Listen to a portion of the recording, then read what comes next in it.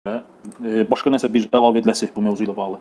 Yox, ümumən yəni gözləyimə elə bir şeydir ki, əgər insan bilirsə ki, onun gözü var və deyirsə, ən birinci bilməlidir ki, bərəkət istəməklə özünün ətrafındakıları qoruya bilər ondan. Yəni bərəkət istəmək, təbarakallah demək və ya maşallah, la havlə və la quvvətə demək bəs edir ki, həm öz malını, öz övladlarını, ətrafındakiları qorusun.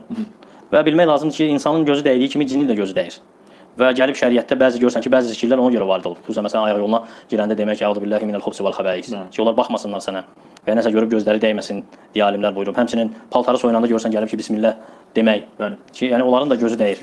Və Peyğəmbər sallallahu əleyhi və səlləm sığınıb insanların da gözündən, şeytanların da gözündən və dediyi övladları qorumaq üçün nə deyib? "Əuzu bi kəlmətillahi təmmati min şərri mə xalaq." Həmçinin Fələq, Nasla onlar nazil olandan sonra Peyğəmbər sallallahu əleyhi və səlləm digər ruqyaları tərk edib onunla sığınıb Allah Taalaya gözdən.